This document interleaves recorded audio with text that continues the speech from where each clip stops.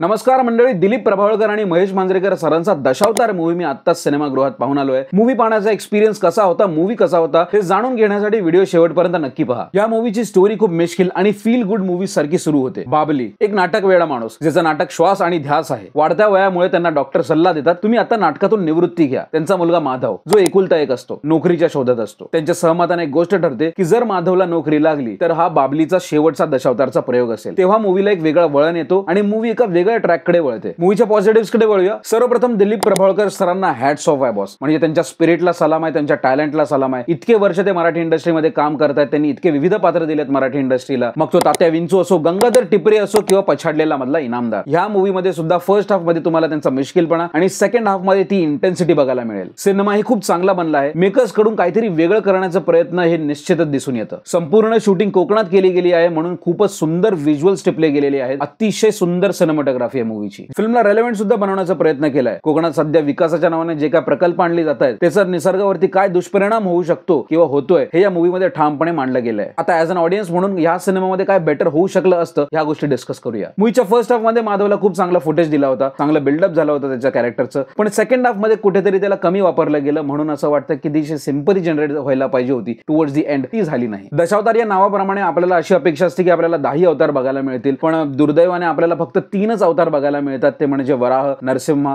आणि मत्स्य। त्यामुळे ते ॲज अन ऑडियन्स म्हणून जस्टिस होत नाही असं वाटतं। जसं कांतारामध्ये शेवटमध्ये जसं गूजबम्स येतो, तो गूजबम्स वाला मोमेंट ह्या मूवीमध्ये मिस झाला। मेजर ड्रॉबॅक मला या मूवीचा वाटला की जसं सेकंड हाफ सुरू होतो तसं थोडंसं सुरुवातीनंतरच स्टोरी खूप प्रेडिक्टेबल होऊन जाते। ती जी एक्साइटमेंट असते की बाबा पुढे काय होणार, ती राहत नाही शेवटपर्यंत। क्लायमॅक्स मध्ये सुद्धा प्रियदर्शनीचा एक मोनोलॉग आहे, तो मला असं वाटतं की रायटिंग वाईज आणि ऍक्टिंग वाईज अजून बेटर होऊ शकला असता, कारण का शेवटच्या सीनला शहारा येणं एक्सपेक्टेड होतं, ते झालं नाही। या मूवीचा पोस्टर पाहिल्यानंतर सुद्धा तुम्हाला जवान या मूवीची आठवण येऊ शकते, कारण का तो पोस्टर काहीसा तसाच दिसतो। आणि मूवी मध्ये जो सीन आहे त्यामध्ये जेव्हा दिलीप प्रभावळकर सरांच्या ज्या पट्ट्या काढतात त्याच्यानंतर काही खुणा नाही, काही स्क्रॅचेस नाही, कुठेतरी अशी वाटते की ती कंटिन्युटी जंप आहे मेकअप मध्ये। मी सगळ्या प्रेक्षकांना विनंती करू इच्छितो की ही फिल्म तुम्ही थिएटरमध्ये नक्की पहा, तुम्हाला नक्कीच आवडेल। खूपच वेगळा विषय हाताळण्याचा प्रयत्न आहे, म्हणून आपल्याला ॲज अ मराठी ऑडियन्स किंवा ॲज अ फिल्म लवर ह्या फिल्मला सपोर्ट केलं पाहिजे। So will rate this film 3.5 out of 5। जर तुम्ही माझ्या चॅनलवरती नवीन असाल आणि तुम्हाला असेच रिव्ह्यूज पाहिजे असेल तर सबस्क्राईब करा किंवा फॉलो करा। व्हिडिओ जर आवडला असेल तर लाईक करा आणि कमेंट्स मध्ये सांगा की हा व्हिडिओ किंवा ही मूवी तुम्हाला कशी वाटली। भेटूया पुढच्या कुठल्या तरी व्हिडिओमध्ये। जय हिंद, जय महाराष्ट्र।